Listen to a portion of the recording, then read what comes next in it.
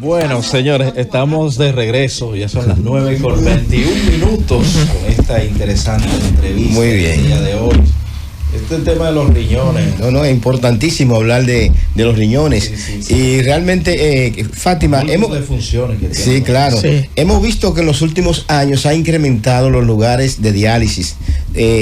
No sé si es que hay más casos de enfermedades crónicas renal, o es que la población ha cogido más conciencia sobre lo que es las enfermedades de las diferentes que afectan el riñón. Porque incluso en días pasados te envié un paciente, ha llegado a la familia, sí, por un asunto de que yo entendía que tenía que buscar una segunda opinión con relación a eso, porque hay unas unidades de diálisis que se han creado, compañías de diálisis. Empresas que se han creado, que de que una creatinina tiene 2.2 diálisis. O sea, básicamente, porque en esta cuestión también el negocio, hay quienes en ríos revueltos ganancia de pescadores, hay quienes se están aprovechando de eso. Entonces yo veo que por doquier y hasta en cualquier parte tú ves que están dializando gente. Realmente eso es así. Entonces, háblame de eso. ¿Qué pasa realmente con esa situación? Bueno, es una situación que tenemos bien difícil, porque ya los médicos se ha perdido mucho y no están mirando los pacientes, no se ponen en los zapatos del paciente ni en los familiares del paciente. Lo que lo ven es como clientes. Así es. Entonces, lamentablemente, hay colegas que tienen grandes unidades de diálisis y tienen pacientes, gran flujo de pacientes en la consulta, y ellos mismos lo llevan a que caigan en diálisis, porque ellos no ganan nada con 2,000 pesitos o 500 que le dé el seguro a uno. Ellos mismos lo dicen y no ganan nada con eso en consulta. Pero tenerlo cautivo, 3 diálisis semanales y 4 horas es más rentable. Y se ha perdido mucho, y no todos estamos trabajando con el corazón. Yo más trabajo con la prevención. A mí todavía me llega un paciente con 5 de creatinina, yo no lo dializo. Y tengo experiencia que me han llegado con 8, y con tratamiento conservador se lo ha bajado a 1 y a 2. Wow. Conservador. Es penoso que se esté dando esa situación, sí, porque veo que hay una proliferación de centros de diálisis por doquier. O sea, entonces hay compañías que se dedican a eso, y hay quienes por referir esos pacientes a diálisis reciben un porcentaje. Sí. Entonces, esas son cosas que prácticamente es un asesinato silente. O sea, tú no puedes dentro de la práctica médica hacer cosas indebidas. Son de las cosas que nosotros debemos de corregir.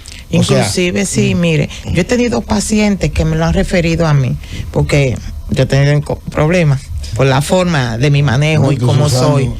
Sí, y me lo refieren a mí, que con 6 meses y 9 meses en un esquema de diálisis, en tal unidad de diálisis. Me dicen, doctora, yo vine donde usted porque cada vez que me montan yo me pongo malo, y yo no sé lo que me pasa, y me dijeron que viniera, fulano me refirió donde usted. Y cuando yo investigo, ese paciente no necesita diálisis. Por eso es que se pone malo en la máquina, que no necesita diálisis. Es penoso. Y lo he sacado, y después el dueño de su unidad me ha llamado, y ya usted sabe lo que viene para acá. Que hay que diferenciar, del paciente que realmente ya es un paciente complejo, crónico, que tiene problemas, porque hay pacientes que hay que decir que la misma ya la situación de la diálisis se han quedado, o sea, han muerto, le han hecho un paro. Porque todo va a depender también de la función cardíaca. Sí. Un paciente con una fracción de eyección por debajo de un 40% no se va a beneficiar con la diálisis. Eso es bueno que se diga. Sí, porque inclusive la misma fístula que se le hace para dializarlo lo lleva a gasto alto y le deteriora más la función cardíaca. Esos son pacientes que se van a beneficiar con diálisis peritoneal. Sí. Por ejemplo, este paciente, doctora, que realmente se encuentra frente a una diálisis, como lo decía ahorita, dentro del sentido común de la población está que la diálisis es dañina. Ese es el concepto generalizado. Entonces, ¿cómo prepararlo?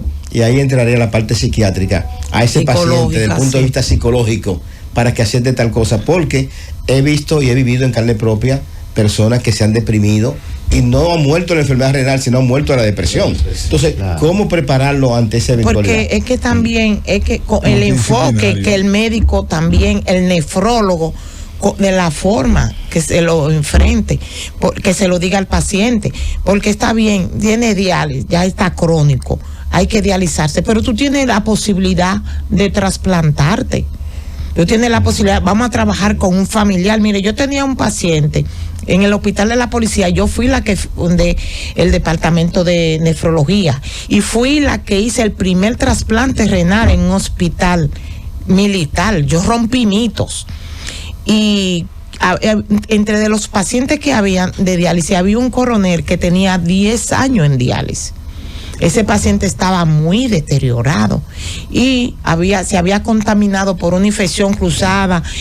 A veces las enfermeras montan un paciente con hepatitis C y por estar rápida no se cambian el guante, montan a otro y es una infección cruzada, el otro también se infecta, porque es con sangre que están lidiando. Y ese paciente había adquirido en la unidad la hepatitis C. Y se me acercó, y inclusive mis colegas le decían a la esposa de él, asegure la pensión de él. Sí, lo que pesaba era 60 libras, un hombre con 60 libras y era un hombre fuerte. Mire, asegure la pensión de él, que en cualquier momento se queda. Y ese señor un día me buscó y se acercó donde mi doctora, yo quiero vivir. Y eso me marcó. Y hoy él tiene 12 años de trasplantado y casi no está usando medicamentos. Trabajé con una hija. Es un privilegio. Trabajé con una hija, que esa hija, ella, y le hice dijo, yo se lo doy. De compatibilidad. Y eran prácticamente gemelos. Él casi no usa medicamentos, dijo sí, y en un mes lo preparamos y se trasplantó y está nítido. Hoy pesa 180 y yo no quiero que me siga engordando. Y tiene su esposa ahí. Bueno, claro. Y después de eso tuvieron un bebé. Después del trasplante, precioso, que yo soy la madrina. Porque es que al paciente siempre hay alternativa y hay esperanza. No es que ya porque tú estés crónico, la vida termina ahí. Inclusive todo va a depender del nivel de filtración. Porque muchas veces, yo tengo pacientes que yo lo dializo una vez al mes y le voy poniendo tratamiento conservador para que su función renal aumente. Pero el que tiene unidad de diálisis no hace eso. Más comercial. ¿Cuánto diálisis? Hablamos de la diálisis peritoneal. ¿Existe otro tipo de diálisis?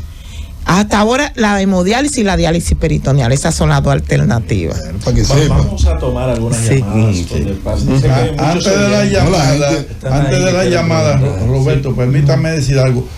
Doctora, yo la estoy oyendo a usted y yo le voy a decir algo, que Dios la bendiga. Amén. Porque hace falta tanto que los médicos cuidemos lo que es la ética, recomendar lo que el paciente realmente necesita. Y la verdad que es muy bueno oír que hay una médico como usted que tiene esa conciencia. Y está preparada, y está preparada. Estamos hablando de competencia, la propiedad que habla Fátima, ¿no? Con Toletti.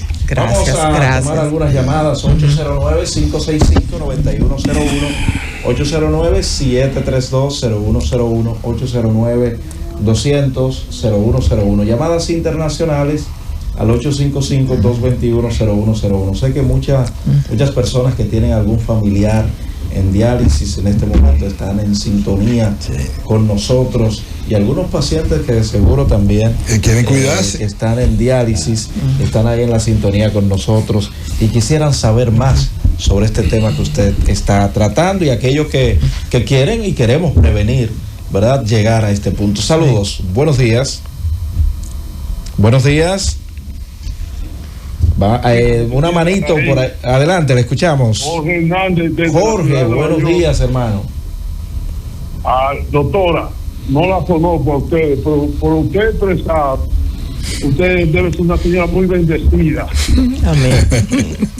Sí, Amén. Porque yo no que, perdón, que ustedes son médicos, pero desde que llegaron a Gipreta, el mandamiento hipocrático se perdió. Doctora, usted mencionó mucho nefrólogo, pero no sé si Rolando Báez estaría dentro de ese grupo. De lo primero, de la gente que... De lo primero. Eri Báez, sí, claro, el doctor Eri Báez. Dice Roberto, pero Eri Báez. Sí. Rolando Báez, hermano de Sabino Báez. Rolando. Hermano ese Rolando fue el director de nefrología. ¿Dónde? ¿En qué escuela? ¿En qué escuela? Santiago, En Santiago. No, el Cabral Báez, en Santiago. En Santiago. En Santiago, ok. sí. Del doctor Sabino Báez, que era director de... Sí, sí, en Santiago, sí, en el Cabral Báez, sí. Muy buen nefrólogo. Sí, no, doctora, la felicito. Gracias. Tanta sinceridad, señor. Mire, le voy a contar algo a usted. Pregúntelo. Gracias. Oye, mi madre Es una pregunta. murió hace 2 años y estaba en cuidados intensivos. Yo le dije a la doctora, pero podemos trasladarla a una habitación regular. No, porque usted es responsable. Ella era la geriatra. La Usted geriatra. no sabe que el cardiólogo, o sea, el intensivista, era el esposo de ella. Y ella, usted sabe que está perdido siempre cuando la doctora fulano está de fulano. No, ella no lo usa. No la sacó nunca porque el esposo era el encargado. Dijo, va a quedar en buenas manos. Después yo Casi no sé. Es lo que... Jorge, se está escuchando un poco fañoso y retirado. Pero él estaba hablando. Él hacía una observación sobre que su madre la tenía en cuidado intensivo y hablaba ya que si podía, parece por la mejoría y trasladarla a una sala común. Y no se hizo eso porque el encargado de ella, siendo geriatra, el esposo de ella era el encargado de la unidad. Por eso lo dejaron ahí más tiempo, más o menos fue lo que pude interpretar. Bueno. Pero y entonces critica a la doctora. Es que los criterios médicos tienen que prevalecer siempre, no importa quién sea jefe. Y los pacientes en cuidado intensivo se sienten muy aislados y hacen crisis, porque también el entorno y el calor familiar es importantísimo. Es determinante. Él lo que hace es reconocer la ética con la que usted trabaja, cuando dice que, o sea, ese proceso no se hizo, se retardó porque estaba envuelto el problema financiero. Eso es más o menos la observación. No, los criterios tienen que permanecer, sobre todo cuando uno en un paciente, porque es una vida. Una vida, no importa por problemas financieros ni nada. Si yo digo hay que hacer esto, hay que buscar la forma para salvar esa vida. Saludos, buenos días. Sí, buenos días. Sí, ¿quién nos habla? Doctora, yo tengo un hermano de 47 años, con más de 20 años con diabetes, ahora con problemas cardíacos. Le indicaron la diálisis peritoneal. Nosotros estamos en entrenamiento para el procedimiento. Ahora yo quiero saber si ese tratamiento es de por vida o si es 1 año, 2 años. Realmente no conozco el paciente, no tengo analítica de imágenes y resultados, pero si le recomendaron diálisis peritoneal, ya es un paciente que tiene una insuficiencia renal crónica terminal por una nefropatía diabética, y únicamente por la historia, por el tiempo siendo diabético, ya es un paciente crónico. Pues cuando se recomiendan esos tratamientos es de por vida generalmente. Muy bien. Saludos, buenos días. Buenos días y muchas bendiciones para usted y la doctora, que el Señor me la bendiga. Amén. Oiga, yo quiero saber, yo en un análisis me dice la creatinina, está en 0.99 y la tasa de filtración glomerular está en 76 puntos. La consulta. A ver, ¿Qué edad tiene usted? Pregunta a la doctora. ¿Y dónde tiene ya el detalle para yo ir con usted? Sí, pero ¿qué edad tiene usted? Pregunta a la doctora. 71 años. Pero usted está muy bien, se ha conservado muy bien para sus 71 años, pero lo felicito. ¿Dónde puede conseguirla? Pero es importante usted mantenerse así e ir a consulta de nefrología con fines de que se mantenga esa función renal. Yo estoy en la clínica Gómez Patiño. Estoy lunes, martes y miércoles a partir de la 1:30 de la tarde y los viernes a partir de las 9 de la mañana, a sus órdenes. En la Gómez Patiño. Sí. 809-565-9101, 809-732-0101, 809-200-0101. Llamadas internacionales al 855-221-0101. Cualquier inquietud que usted tenga sobre el tema que ha estado tratando la doctora, sabemos que muchas personas con familiares. La doctora también. Fátima Amadilis Amador, ese es su nombre. Y muchas personas que ya están en diálisis, si tienen alguna inquietud, este es el momento de usted externarlo a través de nuestras redes. Saludos, buenos días. Sí, buenos días, para felicitar a ese equipo, especialmente a la doctora Fátima. Amén. Gracias, El Señor la siga gracias. bendiciendo a todos y necesitamos médicos así con conciencia. Así es. Excelente. Gracias. Muy bien, gracias por su llamada usted también. Saludos, buenos días. Buen día, Sí, ¿quién nos habla y desde dónde? le habla Guarionet de Santiago. Adelante, Guarionet. Yo soy diabético y también la creatinina mía está en 29 Wow. Sí. y No, que sea el la doctor urea. me dice, el No nefrólogo mío estuviera me dice hablando. Roberto, pregúntale que si es la urea. Es la urea. Él dijo la creatinina. No, pero la hazle creatinina. hazle la pregunta. Es incompatible con la Un No llega a 29. Un momentito, ¿no? señor. La muere. La doctora te quiere hacer una pregunta, que si es la urea o la creatinina. La urea, ¿en cuánto la tienes? Por favor. la urea, ¿Se te acuerdas? A ver. no me acuerdo en cuánto la tenía hace 2 meses. Pero la creatinina no está en 29, tiene que Revisar. confirmar eso, tiene que revisar. ¿Y la hemoglobina, tiene anemia? No tengo anemia. Yo estoy en 11 y pico de la anemia. ¿Usted está usando eritropoyetina? No, yo estaba usando Tiene tiritema, todo grito.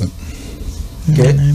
una pastilla. Yo subo la presión, yo tengo la presión controlada, el azúcar la tengo controlada. Ah, eso es importante. La azúcar mía se mantiene, hoy estaba en 82. Soy Sí. diabético, pero la tengo controlada. Sí, pero la creatinina no está en 29, eso es incompatible con la vida. Usted no Sí. estuviese hablando así. Tuviera muerto. Está confundiendo con la urea. Sí, eso es que es la urea. Ok. Ya está 40. La urea sí que está en 29. Ah, ok. Sí, La sí. creatina debe estar en 0.9 más o menos. Sí, Está sí. bien, Ok, ella está él una. está bien.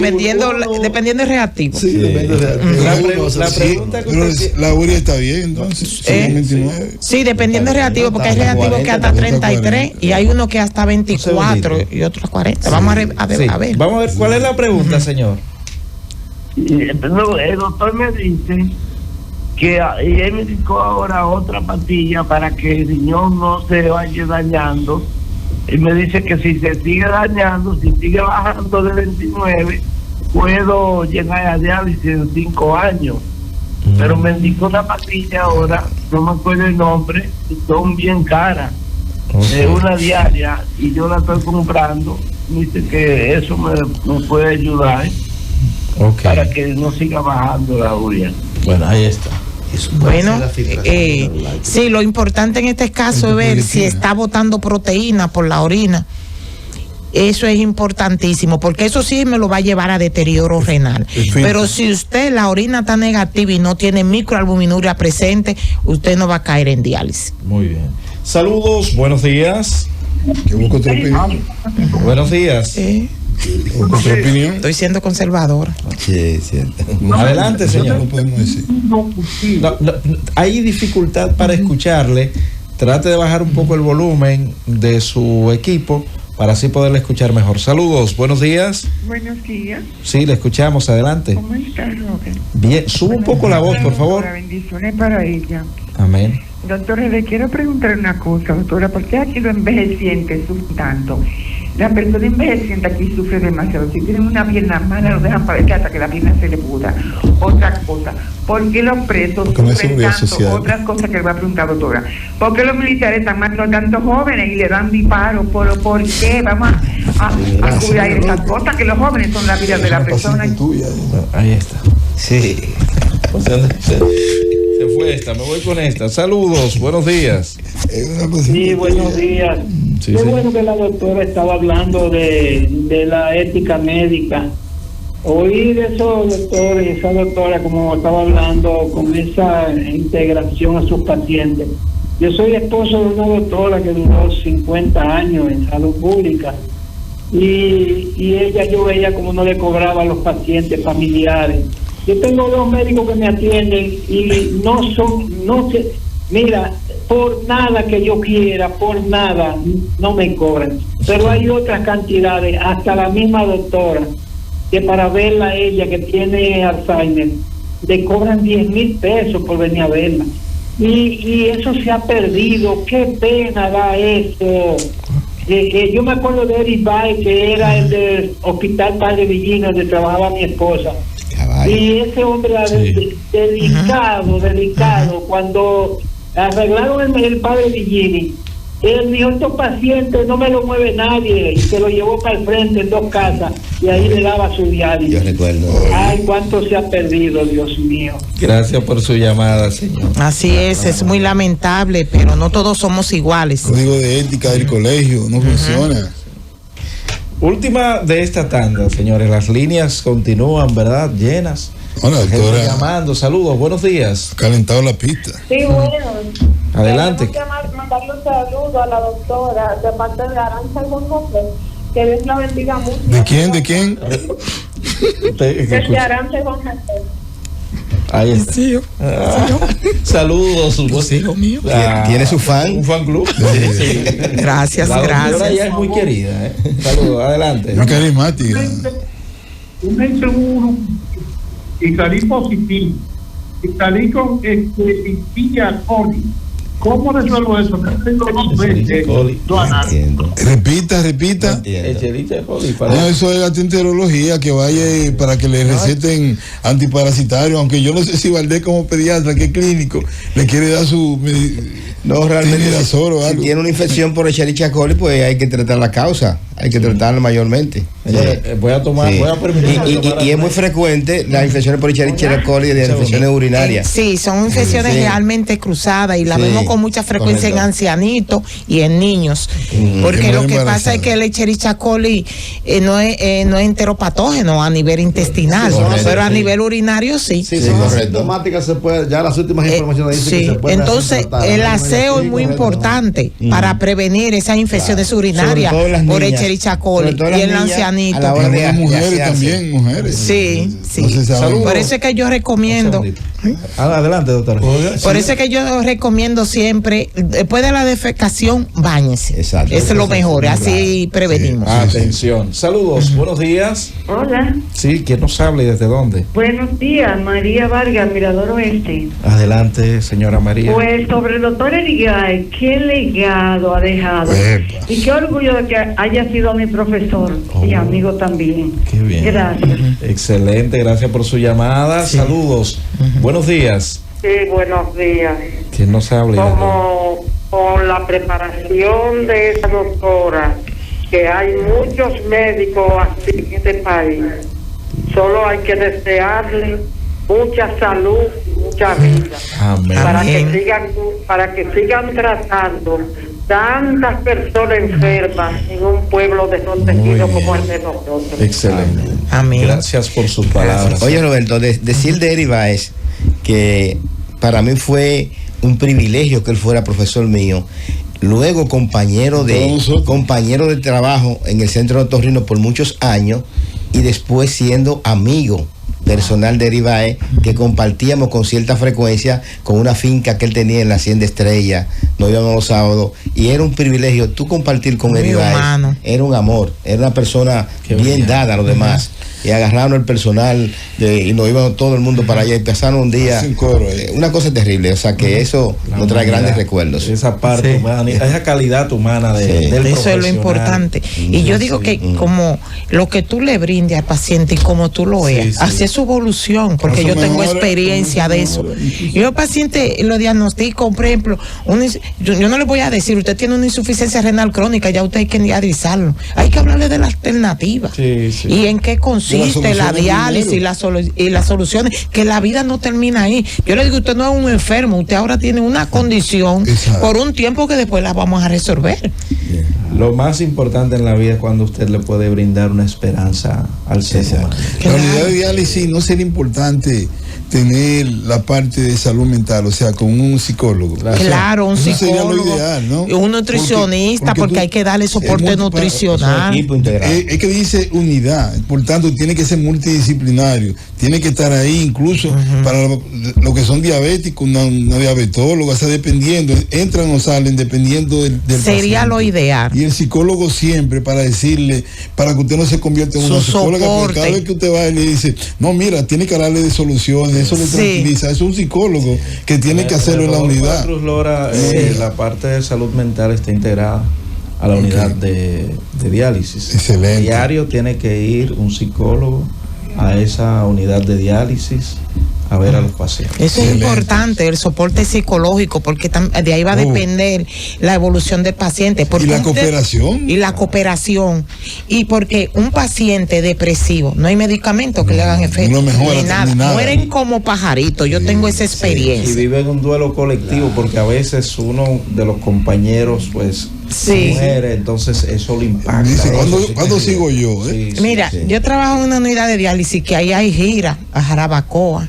En la Navidad, ellos en máquina, aparece Santa, y al que se portó bien le entrega regalo, porque que ellos hay que ser interactivo con ellos, y hay que motivarlo, y lo importante que son ellos, y cada uno tiene una función. Entonces el que más tiempo tiene en la unidad, cuando llega uno nuevo que está depresivo, es el psicólogo. Pero mira, yo tengo 10 años aquí. Te dan soporte. Venga al club. Pero mira, yo tengo 2 hijos y son míos. Lo hice yo. El espacio en los hospitales, que la gente desarrolle una familiaridad. Por ejemplo, esas madres, Robert Rick Cabral, a veces en una sala, señores, salen con una amistad para el resto de la vida. Hay algunos pacientes en los hospitales que han sido siendo comadre y compadre. Eso lo he vivido yo. Y eso es importante. Aprendemos de los pacientes. Y eso es importante, porque ahí dentro está el calor humano, que es lo que se ha perdido y lo que no se falta. Y los muchachos que yo tengo que bautizar, los pacientes que uno tiene que bautizar no son uno ni dos. Porque que realmente uno se encariña y personifica y llega al trato personal con el paciente. Ese momento de la vida es un punto vulnerable del ser humano, de flexibilidad del ser humano, donde necesita precisamente alguien que lo comprenda, y que lo comprenda. Entonces también trabajar con los familiares, porque el entorno es importantísimo en su evolución. Todo paciente con procedimiento grande, con tumores, con situaciones de diálisis, debe tener de mano un psicólogo, un psicólogo, un psiquiatra que lo... Sería lo ideal. Lo hay en departamento, lo que pasa es que no hay una cultura a dirigirlo. Así es. Al psicólogo. Eso está en el protocolo. Es importante que hoy quede en la cultura de todo el que nos escucha, de que así como las mujeres van al ginecólogo, nosotros los varones al urólogo, ya los problemas de salud mental son iguales que esas cosas. Hay que ir a salud mental, hay que ir a nefrología como una manera preventiva, porque estamos hablando de órganos nobles que se dañan fácil, y los daños tienen una repercusión tremenda. No, y son daños silentes, que cuando le dan síntomas al paciente ya es tardío. Sobre todo cuando hay diabetes, hipertensión, enfermedades autoinmunes de tipo autoinmune, como el lupus, enfermedades glomerulares. La enfermedad del colágeno. Evitar el trasplante, porque básicamente hay una leyenda popular con relación al trasplante, que se robaron tal niño para sacarle tal órgano. No, eso no es así. Señores, eso no es así. Para hacer es un mito popular. Para hacer un trasplante se necesitan alrededor de 20 a 30 médicos. Un trasplante, un equipo de cualquier órgano, no importa el órgano que sea. Es algo bien complicado, es un tinglado muy complicado que hay que desarrollar. Entonces, ¿cómo estamos nosotros ahora aquí en nuestro país con relación a los trasplantes de riñón? Mire, los trasplantes de riñón, hay una situación que con lo que hay que trabajar para que avancemos y disminuyamos la población de pacientes en diálisis es trabajar con la donación de órganos. ¿Hay una ley? Hay una ley, pero... ¿Y qué pasa ahí? Mire, yo una vez iba a caer presa. Déjame contar. Una general la presa. Presa, sí mismo la iban a escuchar. Explíqueme. Cuando yo estaba recién graduada, iniciamos un programa de trasplante junto con el doctor Fernando Bonet en el Morgan. Ahí hacíamos uno semanal. ¿Qué sucede? Nosotros trabajábamos junto con el equipo de cirugía cuando llegaran esos pacientes politraumatizados, etcétera, etcétera. Pues un día a las 2 de la madrugada llegó una jovencita de 19 años con muerte cerebral. ¿De qué forma? Ella estaba saliendo con el esposo de la vecina la llamó por la ventana a darle un café, le entró un cuchillo. Ay, Dios mío. Se fue el tallo cerebral y todo, llegó con muerte cerebral. Cuando cirugía nos llama, arrancamos todo y vemos el tipo de la tipificación que ya teníamos ahí 2 riñones. Preparamos una jovencita que teníamos de 18 años, que ya tenía 2 años en diálisis, y un paciente y un profesor que estaba preparado, eran compatibles, hacemos el HLA y estamos trabajando con la mamá. Y buscamos, y el abogado que trabaja con nosotros del INCOR. Y la teníamos poniéndole medicamentos y dopamina para mantener el órgano bien perfundido. Sí. Cuando yo llevamos como 10 horas, la mamá que tenía que venir 2 hermanas de la Hoyo Sisa, vienen que sí, que no hay problema. Después, ¿qué pasa? El padrastro está bien, había que buscar, nos dice la abogada, el papá biológico, pero él no fue que la crió ni nada, ella ni lo conocía, pero la ley... Era el biológico. Lo establece. Lo localizamos en la noche en un campo. Pues cuando vino, le explicamos la situación, lo llevamos ya en ventilador y eso. Nos dice que si no le damos 200,000 pesos, él no lo autoriza. Y ya tenemos el equipo, tenemos los 2 receptores en quirófano. Y el biológico para ponerle ese riñón. Ya tenían HLA, la prueba de histocompatibilidad, todo. Y el equipo nada más esperando que le avisara. Él dijo, pero ¿y cómo va a ser? Porque eso está prohibido. Y tratamos de convencerlo. Él fue al Canal 5 y me denunció a mí. Yo bailé varios días por televisión y al doctor Bonet. Y tuvimos que entregar el cadáver, no pudimos hacer el trasplante. Oye, ¿tú sabes lo que es eso? La ignorancia es atrevida. No, la diferencia del padre biológico, que debió tener una actitud mucho más de conciencia. Sí. Y sin embargo, el padre que no era biológico entendió, junto con las hermanas, la esposa. Sí. Porque nosotros le decíamos inclusive, ella va a vivir en otra persona. La donación es un acto de amor. Ella va a seguir viviendo en otra persona. Eso es verdad. Entonces tenemos que trabajar la eso. Ley es que ha faltado el respaldo que el Estado tiene que darle para que esto se entienda. Y si eso tiene que convertirse en una materia en las escuelas, sobre todo en la currícula de la primaria, pero se ha quedado la ley en pinino. Mira, en Europa, en la cédula y en la licencia, automáticamente te entregan tu cédula y tu licencia, tú eres donante. Sí. Allá sucede un accidente y tú tienes muerte cerebral y automáticamente sin hablar con familia en Europa. Yo recuerdo que en los años 90, en el hospital donde yo estaba, yo recuerdo que ellos tenían una red de comunicación de Francia, Alemania, Inglaterra. Y si aparece un riñón en Inglaterra para llevarlo para España, automáticamente lo llevan en helicóptero. En el hospital había un helipuerto y a diario tú veías que venían cosas, pero es algo bien complicado. Y lo cubre la seguridad social. Eso no es un asunto de que yo te saco un riñón, es un equipo integrado para conservar bien ese órgano. Y no es fácil quitar un riñón, de que robarse a un niño y quitarle para ponérselo a otro. No, es un proceso. Eso tiene su logística y su protocolo. No es así.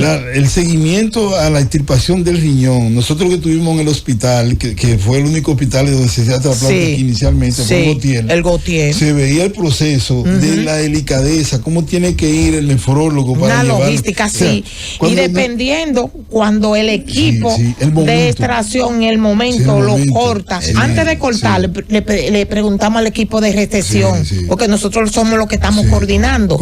Ya tiene el lecho lecho vascular preparado. Sí, ya está preparado. Sí. Corta. Sí, y nosotros con una bandejita, pero en esa bandejita tenemos solución, hielo, insulina, de todo. Échalo ahí. Entonces, en el momento que nos entregue el riñón, que se lo entramos al receptor y que comienzan a suturarlo, es el momento que nosotros le llamamos de sangría, porque no hacen falla renal aguda. Sí. Si dura mucho en suturarlo.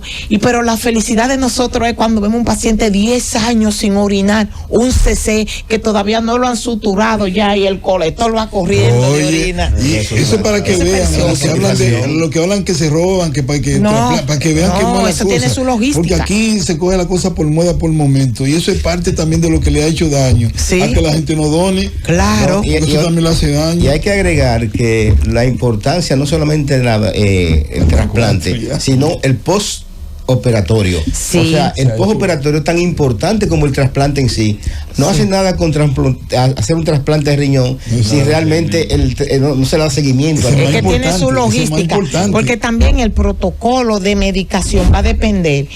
Hay 9 aprotipos en el HLA, que es la histocompatibilidad. Entonces, dependiendo de cuánto compartan, viene el protocolo de medicación al paciente, porque 3 días antes de recibir órgano hay que inmunosuprimir al paciente, llevarle la defensa. Es riguroso el proceso. Sí. Es más para que no nos rechace ese órgano. Entonces, luego, dependiendo de los aprotipos que compartan, entonces, dependiendo de la medicación, porque hay pacientes que ya al año no están tomando medicamentos porque han sido de donantes que son genéticamente idénticos. Sí. Hay que reconocer que un cuerpo extraño, como quiera, para el que recibe al principio. Sí. Señores, llegamos al final del espacio por el día de hoy. Quisiéramos pasarnos, ¿verdad?, del día conversando con la doctora. No es bella la nefrología.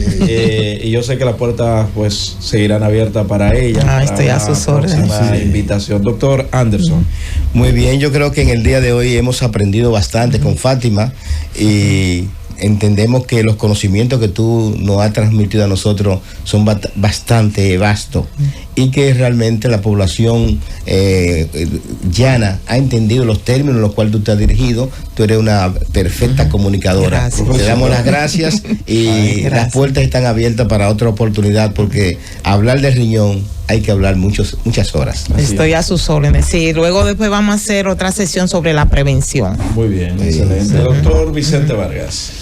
¿Qué puedo yo decir que no sea decir cosas importantes de esta invitada que hemos tenido hoy, la doctora Fátima Amarilis Amador? Doctora, usted es una persona con mucha luz. Gracias. Usted ha llenado de luz esta cabina y el espacio también radial, con sus orientaciones y sus conocimientos, pero más que sus conocimientos también es su profunda convicción de los valores que la mayoría de los médicos tenemos. La mayoría de los médicos tenemos, pero a veces aparecen excepciones que hacen que la gente no esté confiada en los médicos.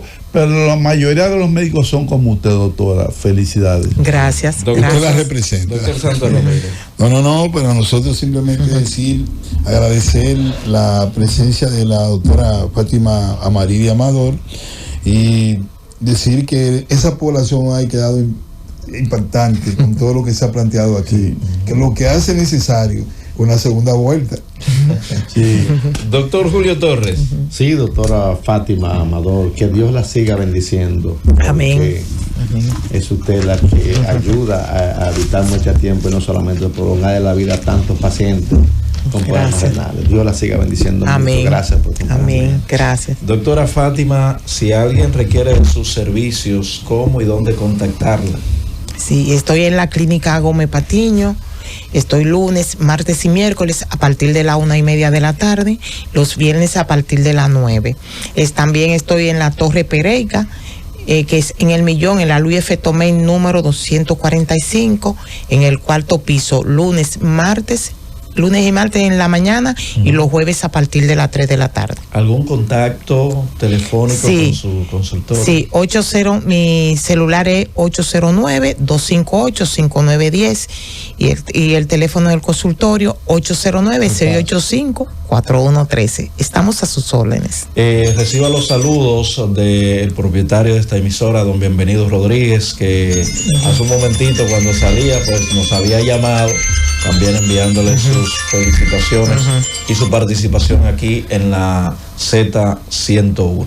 Ya le están llamando. Gracias. Sí. Invitar a nuestros oyentes a permanecer en la sintonía porque el gobierno del sábado continúa. Llévatelo.